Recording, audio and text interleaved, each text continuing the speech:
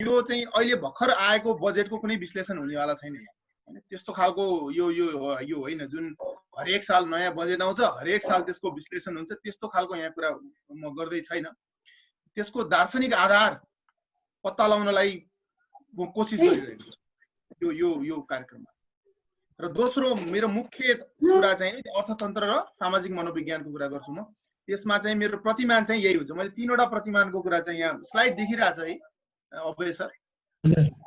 हजुर सर देखिरहेछ। 3 वटा प्रतिमान हजुर देखिरहेछ। हजुर 3 वटा प्रतिमानको चाहिँ मैले सोचेँ कसरी दर्शन र समाजको सम्बन्ध के हुन्छ।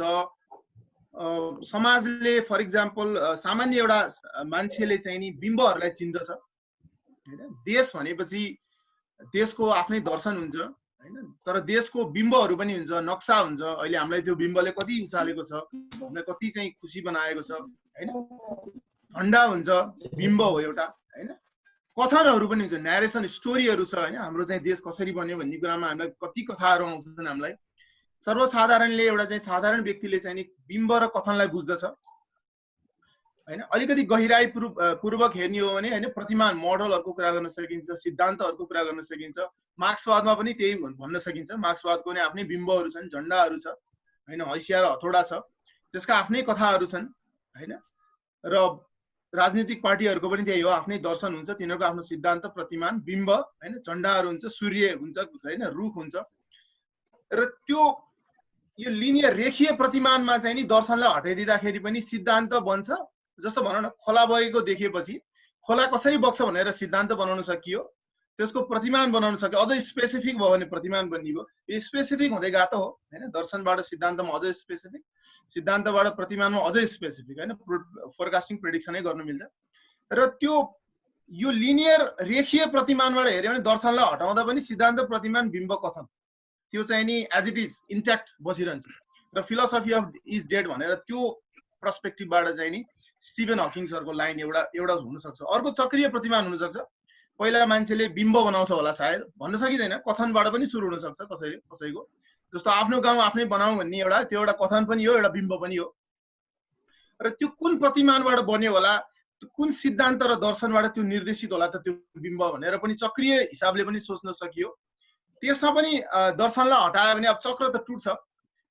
तर पनि त्यसमा भन्दा अझ सबैभन्दा महत्त्वपूर्ण रूपमा दर्शनलाई प्रस्तुत गर्ने मैले यो चाहिँ नि सोलर मोडल भनेर मैले राखेको छु, जसमा चाहिँ दर्शनको छुट्टा छुट्टै सबै कुराहरूसँग चाहिँ अन्तर सम्बन्ध हुन्छ हैन। प्रतिमानलाई पनि सिधै दर्शनसँग जोड्न सकिन्छ, कथनहरूलाई पनि सकिन्छ, बिम्बहरूलाई पनि सकिन्छ, सिद्धान्तहरूलाई पनि सकिन्छ। र यो कुनै पनि प्रतिमानको आधार चाहिँ नि मेरो अघिल्लो दुईटामा पनि मैले त्यही भन्ने, यो कुनै पनि फिलोसफी अथवा सिद्धान्तको आधार प्रमाण हुनुपर्दछ भन्दछु म, तथ्य हुनुपर्दछ भन्छ। तथ्यले जुन दर्शनलाई सपोर्ट गर्छ त्यही दर्शन चाहिँ नि छानिनुपर्छ अथवा त्यही प्रतिमान छानिनु पर्दछ भन्ने कुरा गर्छु। र अहिले मैले आजको मेरो यो प्रेजेन्टेसनमा चाहिँ नि म बेसिकली बिम्बहरू, कथनहरू र बिम्ब, कथन र बिम्बलाई, बिम्ब भने अलि सिम्बोलिक भयो, त्यो चाहिँ आर्टिस्टिक भयो, त्यो चाहिँ कथन भनेको न्यारेसन, त्यो चाहिँ स्टोरी भयो। त्यो बिम्ब र प्रमाणको कुरा गर्छु म आज। र त्यसको आधारमा हाम्रो नेपालमा बजेट निर्माणको प्रतिमान के होला, दर्शन के होला, कस्तो दर्शनले यस्तो बिम्बहरू निर्माण गरिरहेको छ जुन मैले अहिले यहाँ देखाइरहेको छु स्लाइडमा। जस्तो यी कुराहरू हाम्रो दिमागमा, मानसपटलमा विगत कयौं दशकदेखि हामीले चाहिँ नि हाम्रो दिमागमा व्याप्त छ यो हैन। जस्तो उदाहरणको लागि नेपाल विदेशी सहयोगमा अत्याधिक भर पर्ने मुलुक हो र स्थिति झन्झन खराब हुँदैछ। हामी झन्झन परनिर्भर हुँदै गइरहेको छ। यस्तो खालको बिम्बहरू, यस्तो खालको कथनहरू हाम्रो मानसपटलमा छाएको छ। विदेशी सहयोग बिना बजेट निर्माण कल्पना बाहिरको कुरा। बजेट भाषण गर्ने बेला हामीलाई लाग्दछ कि यही सत्य हो, अथवा राजनीतिक दलहरूले अथवा नीति निर्माणकर्ताहरूले हामीलाई यस्तै बिम्बहरू, यस्तै कथाहरू हामीलाई सुनाइरहेको हुन्छ। र त्यसबाट नै हामीले हाम्रो अर्थतन्त्रप्रति हाम्रो चाहिँ नि एउटा इमेज हामीले बनाइरहेको हुन्छ। हाम्रो अर्थतन्त्र यस्तो होला भनेर यस्ता हामीले न्यारेसनहरू हामीले सुनिरहेका हुन्छौँ, यस्ता बिम्बहरू हामीले दिनदिनै देखिरहेका हुन्छौँ। त्यसको आधारमा हामीले हाम्रो अवधारणा हामीले बनाउने गरेका हुन्छौँ दिनदिनै। र त्यो अवधारणामा फेरि भोट माग्ने बेलामा, फेरि चुनाव हुने बेलामा त्यही अवधारणामा फेरि भोट मागिन्छ र फेरि यो चाहिँ दुष्चक्र मैले लेख पनि त्यो लेखेको छु यो विषयमा, मेरो छिटै नै प्रकाशित हुँदैछ। र त्यो चाहिँ नि फेरि यो विशेष सर्कल भन्छु यसलाई, दुष्चक्र, प्रतिमान निर्माण हुने, त्यसको आधारमा हामीले चाहिँ अर्थतन्त्रको बारेमा कुनै एउटा इमेज बनाउने र त्यसको आधारमा फेरि राजनीति हुने, फेरि चुनाव हुने, त्यो चाहिँ नि चलिरहेको छ। नेपाल एक दरिद्र मुलुक होइन। अस्ति भर्खर हामीले एक दुई हप्ता अगाडि मात्र भारतीय टेलिभिजन च्यानलहरूमा हामीले चाहिँ त्यही सुन्यौँ, नेपाल एउटा दरिद्र मगन्ती मुलुक हो होइन, हाम्रो यो सहयोग विदेशी सहयोग बिना बाँच्नै नसक्ने मुलुक हो यो। अनि अर्को हामीले के सुन्छौँ एउटा भन्दा नीति निर्मातामा बसेकाहरू जिम्मेवार व्यक्तिहरूबाट हामीले के सुन्छौँ, खोक्रो राष्ट्रवादले केही हुँदैन, विकास चाहियो विकास, यो हाम्रो मुखमा झुन्डिएको छ। खोक्रो राष्ट्रवादले केही हुँदैन, हामीलाई विकास चाहियो। अब यसमा यो बिम्ब कति प्रामाणिक छ, कति प्रमाणमा आधारित छ, र यस्तो बिम्ब कस्तो खालको दर्शनले निर्माण गरेको होला? के त्यो दर्शन प्रमाणमा आधारित छ, यथार्थमा आधारित छ? यथार्थमा आधारित छ भने यो बिम्ब सही छ र त्यो दर्शन हाम्रो लागि ठिकै छ, यी बिम्बहरू सही हुन्। यथार्थमा आधारित छैनन् भने यी बिम्बहरू गलत हुन्। यी बिम्बहरू किन निर्माण गरिए? अनि त्यसको हामीले अर्थ राजनीतिक प्रश्न सोध्नुपर्ने। जस्तो उदाहरणको लागि वैदेशिक सहयोगको कुरा गरौँ। अहिले मैले बजेटको पनि एउटा सानो अंश, बजेट एकदम डिटेल टेक्निकल डकुमेन्ट हो, एकदमै प्राविधिक विषय हो, धेरै कम्प्लेक्स हुन्छ त्यो, त्यसको सबै विधाको विज्ञ म पनि होइन। एउटा सानो अंश, सानो त्यसको चाहिँ वैदेशिक सहयोग भन्ने जुन अंश छ नि, जसले चाहिँ नि पुरै बजेट निर्माणको चाहिँ नि बिम्बहरू, कथनहरू निर्माण गरिरहेको हुन्छ throughout the year. Budget भन्नासाथ हाम्रो दिमागमा विदेशी सहयोगको कुरा आइरहेको छ। त्यो के हो भन्दा त्यो बेसिकली हाम्रो नेपालमा अनुदान र ऋण दुई किसिमको हुन्छ। कि अनुदान आउँछ, अनुदान भनेको पैसा आउँछ सित्तैमा, सित्तैमा भन्नाले आर्थिक रूपमा हिसाब गर्दाखेरि सित्तैमा, त्यसका राजनीतिक मूल्यहरू त पक्कै हुन्छ, तर आर्थिक रूपमा भन्नु मतलब फेरि हामीले तिर्नु पर्दैन, त्यसको ब्याज पनि तिर्नु पर्दैन, सावा पनि तिर्नु पर्दैन, फाइनेन्सियली मात्र हेर्ने हो भने। राजनीतिक, भूराजनीतिक, रणनीतिक मूल्यहरू त पक्कै पनि हुन्छ, कुनै पनि कुरा सित्तैमा भन्ने कुरो हुँदैन। तर अर्को हुन्छ ऋण, जसको चाहिँ सावा ब्याज हामीले तिर्नुपर्छ। यी दुई किसिमले हाम्रो देशमा चाहिँ वैदेशिक सहयोग आउने गर्दछ र यो बिना हामी बाँच्न सक्दैनौँ भन्ने एउटा बिम्ब छ, एउटा बिम्ब निर्माण भएको छ। बजेटको अर्थ राजनीतिको म दुई बिन्दुले विश्लेषण गर्न चाहन्छु, किनभने यो वाक्क दिक्क लाग्ने स्थिति छ। हरेक साल बजेट आउँछ, मलाई पनि पोहोर साल पनि परार साल पनि, हरेक साल इन्टरभ्यू, हरेक साल त्यही बजेटमा के भनियो, आज बजेट भाषण गर्यो, भोलिपल्ट पर्सिपल्ट एक हप्तासम्म यसका कुना कन्तरा, यति कर, यसमा कर बढा, यसमा हामी एउटा बजेटमा यति फोकस हुन्छौँ, अघिल्लो वर्षको बजेटसम्म पनि हामी हेर्न भ्याउँदैन। कहाँ छ हाम्रो बजेट निर्माणको प्रतिमान? के हो, कहाँनिर छौँ हामी त्यसरी हामीले ओभरअल हिस्टोरिकल पर्सपेक्टिभ नै छैन। हरेक बजेटको हरेकचोटि छुट्टा छुट्टै विश्लेषण, यसबाट म अलिकति मुक्ति चाहन्छु। कम्तीमा म दुई बिन्दु, हुन त रेखीय गर्न पाए झन् राम्रो हुन्थ्यो, धेरै बिन्दुहरू, तर अहिले यहाँ हाम्रो यो समयको अभाव अथवा दुई बिन्दु मात्रै हेर्नु। एउटा सन् 1993, त्यसको आफ्नै मेथोडोलोजिकल कारण छ। 1993 भनेको मतलब 1990 मा राजनीतिक परिवर्तन भएपछि केही स्थिरता भइसकेपछि बनेको बजेट, त्यो उछालको प्रभाव यसमा कम होला भन्न खोजेको हो। र 2020 को बजेट मैले किन लिन भने आए पनि, किनभने यो 20 कोभिड-19 बाट बढी प्रभावित छ। यसलाई अहिले नहेरौँ, 19 सम्म हेरौँ, 19 को अघिल्लो सालको बजेटलाई हेरौँ। सन् 1993 आय विवरण, यो हेर्दा हामी किन चकित खानु, म अचम्म लाग्छ। हाम्रो बजेटको आकार थियो 35 अरब रुपियाँ, त्यही बेलाको मूल्यको हो। यसलाई अहिलेको मूल्यमा कन्भर्ट गर्यो भने 5-6 गुणाले बढी होला, 5-7 गुणाले बढी होला। तर कुल बजेट थियो 35 अरब, जसमा वैदेशिक अनुदान जुन तिर्नु पर्दैन, त्यतैमा आएको भनौँ न, राजनीतिक अरू भू राजनीतिक मूल्यलाई छोडेर, जुन बजेटको 12%, र ऋण जसलाई सहुलियत गरिन्छ। सहुलियत भन्दा साथ त्यसमा फेरि अरू भू राजनीतिक मूल्यहरू पक्कै हुन्छ। 31% अथवा 11 अरब हामीले वैदेशिक ऋण लिन्थ्यौँ र हाम्रो आन्तरिक राजस्वले हाम्रो 51% मात्र कुल बजेटको, हामीलाई 35 अरबको आवश्यकता छ, तर 51% मात्र हामीलाई राजस्वले भ्याउँथ्यो र बाँकी हामीले के गर्थ्यौँ त, आन्तरिक ऋण पनि यसमा मैले लेखेको छैन, 1-2 अरब जति आन्तरिक ऋण पनि लिनुपर्छ, त्यो जोड्दाखेरि 35 हुँदैन। र यो अवस्था हाम्रो आएको थियो, हामीले यसलाई आए मान्यौं र के नेपालले त्यो समयमा त्यो अनुदान लिन पर्थ्यो कि पर्थेन? अहिले हामी एमसीसी भन्छौँ, अनुदान हो त्यो पनि, त्यसलाई पनि हामी यही मोडलमा राखेर हामीले चाहिँ यही प्रतिमानमा हालेर हामीले चाहिँ त्यसलाई इभ्यालुएसन गर्न सक्छौँ।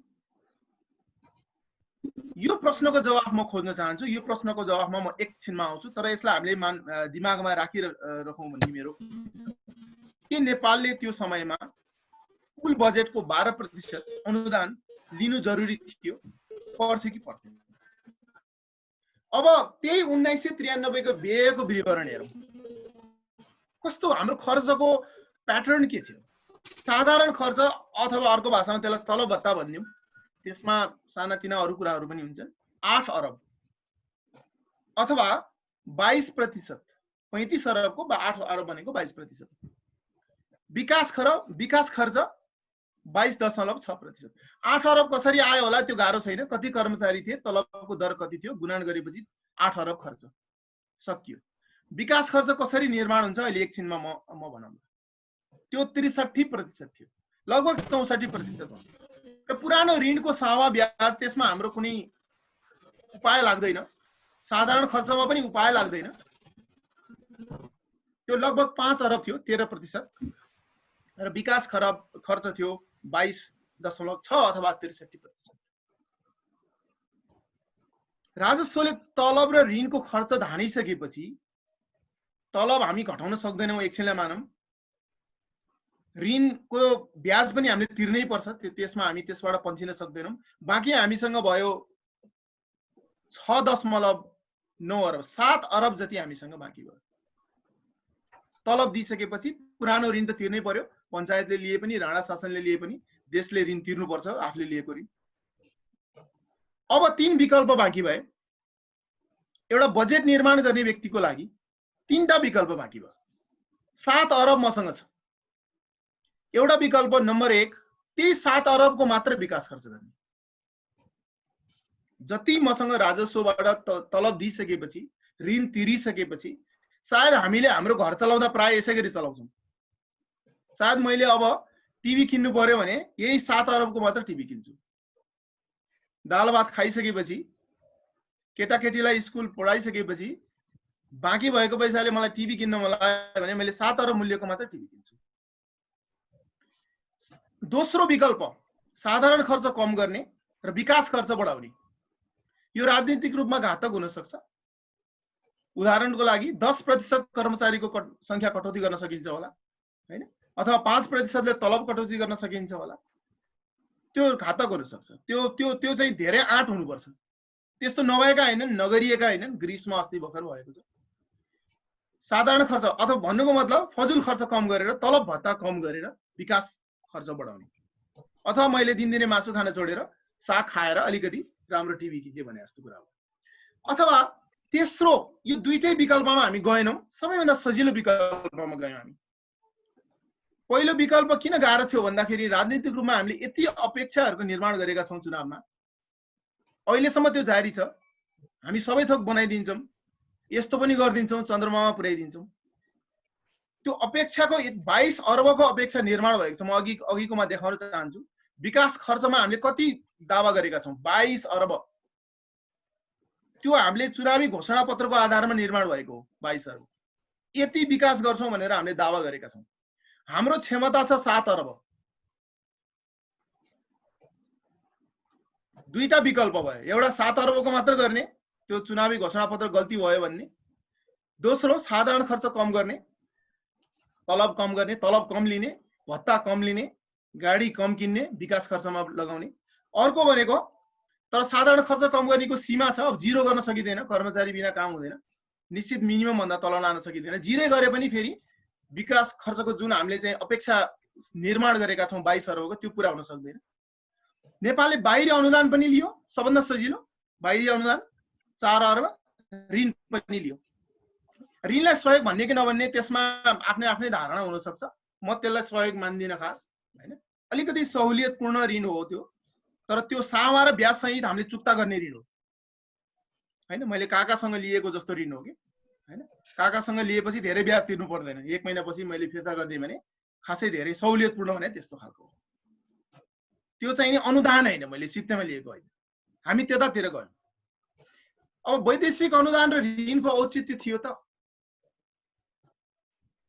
हामीसँग विकल्पहरू के थियो कि आफ्नो पेट बाँधेर आफ्नै खर्चमा हाम्रा बालबालिकालाई खोप र शिक्षा दिन सक्थ्यौं हामी हाम्रो जति बजेट छ तलब काटेर हामीले खोप दिन सक्थ्यौं कि सक्थेनौं अथवा लेकको घरहरुमा हामीले सुरक्षित पानी पुर्याउन सक्थ्यौं जुन अहिले हामीले लगभग पुर्याएका छौं खोपमा हामी जुन लगभग हामीले अहिले पुर्याएका छौं बालबालिकाको शिक्षा इनरोलमेन्टलाई हेर्ने भने लगभग हामीले धेरै ठाउँमा पुर्याएका छौं केही जिल्लाहरूलाई छोडेर र अँध्यारा कोठाहरुमा हामीले के उज्यालो पुर्याउन सक्थ्यौं त पेट काटेर साधारण खर्च घटाएर त्यो हामीले धान्न सक्थ्यौं कि सक्थेनौं खोपहरु आविष्कार भइसक्या यो अप्सन फेरि अहिले विकसित भनिएका मुलुकहरुलाई थिएन किनभने उनीहरुलाई सहयोग गर्ने अर्को कुनै विकसित मुलुक थिएन जुन बेलामा अमेरिका विकास हुँदै थियो 150 वर्ष अगाडि जुन बेला अहिले विकसित भनिएका मुलुकहरु पनि विकासोन्मुख थिए उनीहरुलाई सहयोग गर्ने विकसित मुलुक त थिएन मंगल ग्रहबाट आउने पनि थिएन हामीलाई छन् हामीलाई त्यो अप्सन छ अनुदान ऋण लिने अप्सन छ खोपहरु आविष्कार भइसक्या उनीहरुलाई पैसा भए पनि खोप थिएन पैसा थियो होला स्विडेनसँग अमेरिकासँग तर खोप थिएन नि त शिक्षामा सयौं वर्षपछि बल्ल बल्ल पहुँच पाउने अवस्थामा हामी आफै सक्षम नहुन्जेल प्रतीक्षा गर्नु सायद उचित हुन्थेन होला हामी सक्षम हुन्छ अनि म मेरो बालबालिकालाई खोप लाउँछु त्यो हामीलाई वेट गर्ने हामीसँग अप्सन थिएन खोप छ त्यहाँ बाहिर विदेशमा किनेर ल्याउन सकिन्छ बच्चालाई पोलियोको खोप लगाउन सकिन्छ अब म दान लिन्न म मागेर खान्न म एकदम त्यो अप्सन थिएन होला हामीलाई खोप लाउनै पर्थ्यो मागेर पनि हामीले खोप लगायौं होला अब हामी 2019 मा कुल बजेट आएको विवरण अरब हैन 15 खरब यो 15 हो यो यसपालि पनि लगभग त्यही छ यसलाई 15 खरब भन्दियौ एकछिन अरब हैन 15 खरब 30 वर्षमा लगभग 30 भन्दा अलि कम 30 वर्षमा 35 अरबबाट हाम्रो 15 खरब भयो मूल्यलाई समायोजन गर्ने हो भने पनि यो 8 9 10 गुणाले बढी छ हाम्रो बजेटको क्षमता हाम्रो क्षमता हो त्यो त्यसमा वैदेशिक अनुदान कति छ 4% अथवा यो फेरि बजेटमा उल्लेखित कुराहरु मात्र मैले गरिरहेको छु वास्तविक अंकहरु यो भन्दा कम हुन्छन् फेरि सधैं बजेटमा उल्लेखित किनभने बजेट राजनीतिलाई चाहिँ बजेट निर्माणको राजनीतिलाई बलि केले चाहिँ देखाउँछ भने उल्लेखित अंकले देखाउँछ वास्तविक अंकले देखाउँदैन वास्तविक अंकलाई त हाम्रो एफिसिएन्सी हाम्रो चाहिँ खर्च गर्ने हाम्रो क्षमतामा भर पर्छ यो मैले क्षमताको कुरा गरिरहेको छैन हाम्रो इन्टेन्सन के छ पोलिटिकल इन्टेन्सन के हो त्यो म बुझ्न चाहन्छु यदि हामीले सम्झ्यौं भने 1993 मा यो 12% थियो अनुदान 12% अनुदान थियो कुल बजेटको अहिले हामीले 4% मात्र लिन्छौं यो पनि धेरै वास्तविक आउने कम हुन्छ यो भन्दा र वैदेशिक ऋण जुन सहुलियतपूर्ण ऋण हामीले भनेका छौं त्यो पनि अब घटेर 18 अघि 31% थियो अब 18% र हाम्रो आन्तरिक राजस्व लगभग 10 खरबको छ त्यो पहिला 51% थियो 18 अरबको थियो अब यो लगभग 67% को छ लगभग 70% पहिला हामीले 51% मात्र आफ्नो आन्तरिक राजस्वले आफ्नो बजेट निर्माण गर्थ्यौं र 12% मागेरै खानुपर्ने स्थिति थियो अनुदान अहिले त्यो स्थिति 4% मा झरेको छ अब व्ययको विवरण हेरौं तलब भत्ता अब यहाँनेरि देखिन्छ यो दुई बिन्दुय विश्लेषणको यहाँनेरि देखिन्छ साधारण खर्च तलब भत्तामा अब हामीले खर्च गर्न थाल्यौं 10 खरब जुन कुल बजेटको 65% हुन आउँछ यो 1993 मा कति थियो हामीले अघि कुरा गर्यौं 22% थियो जम्मा ठीक छ कुल बजेटको 22% तलब भत्तामा जान्थ्यो अब कति प्रतिशत गइरहेछ 65% गइरहेछ यो एक झमटमा भएको कुरा हो र यो हिजोबाट आज भएको कुरा हो यो नोटिसै भएन यो कुरा यो अचम्म लाग्दो कुरा छ कि छैन यसमा हाम्रो विश्लेषण नहुनु अचम्म लाग्दो कुरा हामी हरेक साल ती बजेटको पाना पल्टाएर बिजुलीमा यति र कृषिमा यति भनेर हामी छलफलमा व्यस्त छौँ। तर यहाँ प्रतिमा नै चेन्ज भइरहेछ। हाम्रो मुलुकको अनुहारै फेरिरहेछ। विकास खर्च अब हाम्रो चाहिँ 4 खरब मात्र, 27%। अघिको ठ्याक्कै रिभर्स हो यो, ठ्याक्कै उल्टो। अघि 22 साधारण खर्च थियो, बाँकी विकास खर्च थियो। अब 27 विकास खर्च, बाँकी तलब भत्ता। र सामाको ब्याज हामीले 98 अरब तिर्छौँ, लगभग 1 खरब तिर्छौँ, जुन 7% अराउन्ड हुन आउँछ। त्यो पनि पहिलाको भन्दा कम हो। हामीले ऋणको ब्याज पनि पहिलाभन्दा कम तिर्छौँ। हाम्रो आर्थिक क्षमतालाई मध्यनजर गर्ने हो भने अब यो ऋण बढी हो, हरेक टाउकोमा यति हजार पुग्यो भने यो पनि एउटा एक खालको बिम्ब निर्माण गरिएको छ, गलत बिम्ब हैन। हाम्रो ऋण तिर्ने क्षमतालाई हेर्ने हो भने हाम्रो चाहिँ खास ऋणको भार कम भएको छ। अब यसलाई एक सर्टमा भन्नु पर्दाखेरि के हो त यो? म सर्टकटमा भन्छु यसलाई। खास भएको के हो यो? 1 रुपैयाँ तलब भत्ता दिँदा विकासमा हुने खर्च 1993 मा लगभग 3 रुपैयाँ थियो।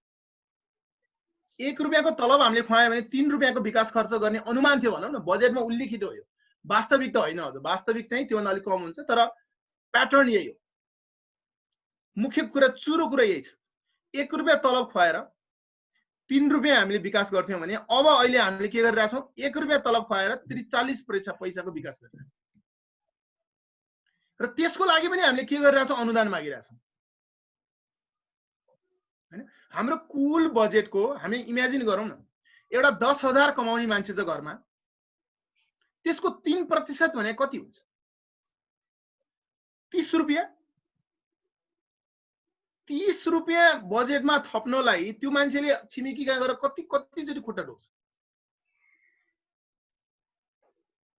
30-40 रुपैयाँ आफ्नो आम्दानीमा थप्नलाई 10,000 मा कतिचोटि गिडगिडाउनु पर्छ, कति सम्झौताहरू गर्न खोज्छ। हामी गर्छौँ होला, कति गर्छौँ होला हामी? हाम्रो देशले त्यस्तै गरिरहेछ। 3-4% को लागि के हाल भइरहेछ अब हामीले हेरिरहेछौँ दिनदिन। तर हामी यहाँ बिम्ब के छ? यो खोक्रो राष्ट्रवादले केही हुँदैन, विकास चाहियो, विकास। पैसा आएको लिइहाल्नु पर्छ। परनिर्भरताको दर के छ? नेपाली जनताले, नेपाली उपभोक्ताले, नेपाली उत्पादकहरूले, व्यवसायीहरूले कर तिरेर राज्यको क्षमता विकास गरिदिएका छन्, जसले गर्दा अनुदान कम लिनुपर्छ। अहिले नेपाल दक्षिण एसियामा सबैभन्दा बढी कर तिर्ने मुलुक हो। हामी नेपालमा कर उठेन, कर छलियो, कर उठेन भन्छौँ। भारतमा कति कर उठ्छ? अहिले म देखाउँछु एकछिनमा नेपालमा कति उठ्छ। परनिर्भरता हाम्रो घटेको छ, तर बिम्ब के निर्माण भइरहेछ? हाम्रो परनिर्भरता दिनदिनै बढ्दो छ। हामीले बजेटको 4%, 100 रुपैयाँ आम्दानी हुने मान्छेले 4 रुपैयाँ माग्नलाई कति गिडगिडाउँछ? हाम्रो परनिर्भरताको दर ऋणलाई पनि लिने हो भने पनि 31 बाट 18 मा आएछ। मानव ऋण पनि परनिर्भरता हो, जुन होइन। व्यवसायीले, हरेक व्यवसायीले ऋण लिन्छ। ऋण किन लिन्छ? अहिलेको आफ्नो उत्पादकत्व वृद्धि गर्ने र भविष्यमा आम्दानी बढी भएपछि तिर्ने। त्यो सामान्य व्यावसायिक नियम हो। अमेरिकाले पनि ऋण लिन्छ। सबैभन्दा बढी ब्याज तिर्ने देशमा अमेरिका पनि पर्छ, किन उसको पुरानो धेरै ठुलो ऋण हो। ऋण नलिकन कुनै पनि देश विकास भएको छैन, कुनै पनि व्यवसाय अगाडि बढ्न सक्दैन। तर मानव त्यो पनि हामी परनिर्भरताको अङ्ग मान्दियौँ त्यसलाई, त्यो पनि हाम्रो आदि भएको छ। अनुदान हेर्यो भने त 3 गुणाले घटेको छ, 3 भागको 1 भाग। ऋण लियो भने पनि लगभग आदि। अब आन्तरिक ऋणको, हाम्रो आन्तरिक ऋण भने के हो? हाम्रो व्यवसायीहरूको, हाम्रो उत्पादकहरूको क्षमता। लगभग 2 अरब ऋण दिन सक्थ्यो सरकारलाई 1993 मा, अहिले 1.5 खरब ऋण दिन सक्छ। उनीहरूले, जनताले गर्नुपर्ने कुरा त बाँकी राखेको छैन। व्यवसायीले गर्नुपर्ने कुरा त कर त तिरेको छ, तिरेको छैन भनिन्छ, तिरेको छ।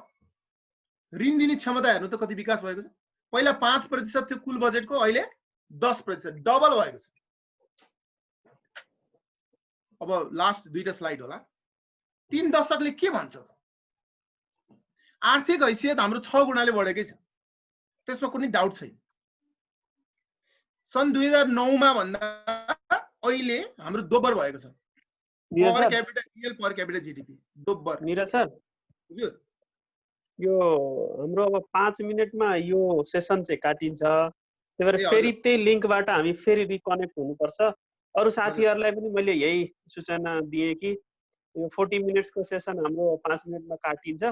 हजुरहरूले पाउनु भएको लिङ्कबाट 1 मिनेटमा हामी फेरि जोडिन्छौँ। म त्यसलाई रिस्टार्ट गर्छु मिटिङलाई है सर। हजुर हजुर हस् हुन्छ, फेरि रिस्टार्ट गर्नुपर्छ। हजुर आर्थिक हैसियत हाम्रो 6 गुणाले बढेकै छ, यसमा कुनै डाउट छैन। यसमा हामीले यो नेपाल खत्तम भने असाध्यै यो इमेज यति इम्पोज भएको छ। Nepal is not as good as South Korea. त्यसमा डिबेट छुट्टै गरौँला, किन त्यो भएन, किन त्यो फरक छ साउथ कोरिया र नेपाल। तर 6 गुणाले आर्थिक हैसियत हाम्रो वृद्धि भएकै छ। 2009 10 वर्षमा दोब्बर भएकै छ। एउटा एभरेज नेपालीको कुरा गरेको। नेपाली उत्पादक, उपभोक्ता र कृषकहरूले बढी कर तिरेर उत्पादकत्वमा सुधार गरेर सरकारलाई बढाएको सहयोग, हाम्रो वैदेशिक निर्भरतामा कमी ल्याउन गरेको योगदान। नेपालले तिर्ने कर कति हो? कुल आएन। नेपालले आफ्नो कुल आएको वर्षभरिको नेपालीको टोटल आएको 22% कर सरकारलाई तिर्छन्। 10 खरब। नेपालको कुल आय कति छ? 30 खरब। 35 खरब जति छ। कुन मेथड युज गरिन्छ त्यसमा भर पर्छ। 35 खरब जति मानौँ, यो 22% जति हुन आउँछ। 9-10 खरब जति चाहिँ हामीले कर तिर्छौँ। यो दक्षिण एसियाको मात्र होइन, यो खास धेरै देशहरूभन्दा हामी माथि पर्छौँ। भारतमा 11% मात्र कर छ, बङ्गलादेशमा 8.5% मात्र छ। अनि हामी कहाँ किन वैदेशिक लगानी आएन भनेर प्रश्न सोध्नै पर्दैन। त्यो प्रश्न सोध्नु नै बेकार छ। डबल भारतमा भन्दा डबल ट्याक्स तिर्नलाई यहाँ उद्योग कसैले खोल्छ? बङ्गलादेशमा भन्दा तेब्बर कर तिर्नलाई यहाँ कसैले उद्योग खोल्छ? नेपालकै उद्योगी पनि भारतमा कर खोल्छ। तर हाम्रो करको उपयोग कसरी भइरहेछ? भएभरको तलब र भत्तामा खर्च भइरहेछ, गाडी किन्नमा सकिन्छ, सहयोग लिन सकिन्छ, तर आत्मसम्मान नगुमाइकन लिन सकिन्छ, बराबरीको हैसियतमा लिन सकिन्छ, रुन्छ तरिकाले होइन, आफ्नै शर्तमा लिन।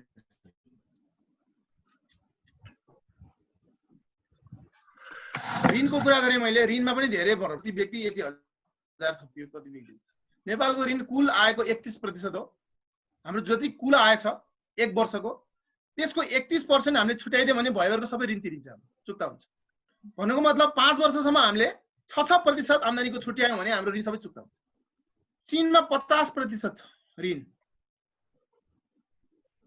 भारतमा 60%, पाकिस्तानमा 84%, जापानमा 238% छ ऋणको भार। नेपालले त ऋण लिन सकेकै छैन वास्तवमा। प्रति व्यक्ति बजेट हेर्यो भने त नेपालको बजेट चीनको भन्दा 1.5 गुणा बढी छ। प्रति व्यक्ति हुन्छ नि, सरकारले जुन कुल बजेट छुट्याउँछ त्यसलाई जनसङ्ख्याले भाग गरे भने एकजनाको टाउकोमा पर्ने जुन बजेटको भाग छ त्यो चाइनाको भन्दा 1.5 गुणा बढी छ, भारतको भन्दा दोब्बर छ। तर सरकारले हामीलाई दिएको सुविधा चीनको भन्दा 1.5 गुणा बढी छ त। सेवाको गुणस्तर भारतले दिएको भन्दा दोब्बर छ, गुणस्तर र दुईटै क्वान्टिटी एन्ड क्वालिटी दुईटै, परिमाण छैन। के गर्ने त? लास्ट स्लाइड त 9-10 खरब त हैन, 2 खरब त हामीले ऋण पाउँछौँ बाहिरबाट, 1.5 खरब हामीले आन्तरिक ऋण उठाउन सक्छौँ। तर अप्ठ्यारो पर्दा सर फुल स्लाइड गर्नु न सर, मैले फेसबुकमा लाइभ गरिरहेको छु। ए हजुर, त्यसकारणले अप्ठ्यारो पर्दा बरु अलि जोहो गरेर बजेट बनाउने, बरु अरू मूल्यलाई पनि अलि सहयोग गर्न सकिने हो कि बरु त्यस्तो पनि त हुन सक्ला नि त। सधैँ हामी लिन मात्र जान त होइन होला कि, त्यति पनि सक्छौँ कि त? हाम्रो हैसियत छ कि त अलिअलि? 2-4 वटा चुनावी नाराहरूलाई तिलाञ्जली दिने हो कि? त्यति गर्दाखेरि हामीले आफ्नो बालबालिकालाई आफ्नै पैसाबाट खोप लगाउन सक्छौँ होला नि त। अहिले स्रोतको अभाव भने सुन्दै हाँस उठ्छ मलाई चाहिँ, किनभने हाम्रो 22% तलब भत्ताबाट सुरु गरेर हामी 67% मा आइसक्यौँ। राजस्व हाम्रो चाहिँ 18 अरबबाट अहिले 10 खरब आइसक्यो। प्रति व्यक्तिको हिसाबले बजेट हिसाब गर्ने हो भने हाम्रो भारतको भन्दा दोब्बर छ। तर हामी त्यही भारतसँग हामीले के गर्छौँ? सहयोग माग्छौँ, अनुदान माग्छौँ। अनि अनुदान सित्तैमा आउँछ भनिन्छ, त्यसमा अनेक भू अर्थ राजनीतिक कुराहरू जोडिएर आउँछन् र त्यसमा हाम्रो 1% बजेटमा हाम्रो अहिले एमसीसी कै कुरा अब आइहाल्यो। 10 अरब त हो। नेपालमा 10 वटा कम्पनीले 50 अरब ट्याक्स तिर्छन् वार्षिक। 10 वटा कम्पनी छ। अब 5 वटा एमसीसी त त्यही छ। त्यो फेरि उनीहरूले अर्को 20 वर्ष कति कम्पनी रहेसम्म तिरिरहन्छन्। त्यस्तो 5 वर्षको कुरो होइन त्यो। फेरि तिर्दै आएको धेरै वर्ष भयो, तिर्दै जाने पनि छ। 50 अर्ब त यो साल 5-10 वटा कम्पनीले तिरेछ। 1% बजेटको लागि 79% हाम्रो राजनीतिक छलफल। 9-10 खरब त हैन। 2 खरब त हामीले ऋण पाउँछौँ बाहिरबाट, 1-1.5 खरब हामीले आन्तरिक ऋण उठाउन सक्छौँ। र अप्ठ्यारो पर्दा सर फुल स्लाइड गर्नु न सर, मैले फेसबुकमा लाइभ गरिरहेको छु। ए हजुर। त्यसकारणले अप्ठ्यारो पर्दा बरु अलि जोहो गरेर बजेट बनाउने, बरु अरू मूल्यलाई पनि अलि सहयोग गर्न सकिने हो कि बरु त्यस्तो पनि त हुन सक्ला नि त। सधैँ हामी लिनु मात्र जाने त होइन होला कि। त्यति पनि सक्छौँ कि त, हाम्रो हैसियत छ कि त अलिअलि। 2-4 वटा चुनावी नाराहरूलाई तिलाञ्जली दिने हो कि। त्यति गर्दाखेरि हामीले आफ्नो बालबालिकालाई आफ्नै पैसाबाट खोप लगाउन सक्छौँ होला नि त। अहिले स्रोतको अभाव भने सुन्दै हाँस उठ्छ मलाई चाहिँ। किनभने हाम्रो 22% तलब भत्ताबाट सुरु गरेर हामी 67% मा आइसक्यौँ। राजस्व हाम्रो चाहिँ 18 अरबबाट अहिले 10 खरब आइसक्यो। प्रति व्यक्तिको हिसाबले बजेट हिसाब गर्ने हो भने हाम्रो भारतको भन्दा दोब्बर छ। तर हामी त्यही भारतसँग हामीले के गर्छौँ? सहयोग माग्छौँ, अनुदान माग्छौँ। अनि अनुदान सित्तैमा आउँछ भनिन्छ, त्यसमा अनेक भू अर्थ राजनीतिक कुराहरू जोडिएर आउँछन् र त्यसमा हाम्रो 1% बजेटमा हाम्रो अहिले एमसीसी कै कुरा अब आइहाल्यो। 10 अरब त हो। नेपालमा 10 वटा कम्पनीले 50 अरब ट्याक्स तिर्छन् वार्षिक। 10 वटा कम्पनी छ। अब 5 वटा एमसीसी त त्यही छ। त्यो फेरि उनीहरूले अर्को 20 वर्ष कति कम्पनी रहेसम्म तिरिरहन्छन्। त्यस्तो 5 वर्षको कुरो होइन त्यो। फेरि तिर्दै आएको धेरै वर्ष भयो, तिर्दै जाने पनि छ। 50 अर्ब त यो साल 5-10 वटा कम्पनीले तिरेछ। 1% बजेटको लागि 79% हाम्रो राजनीतिक छलफल।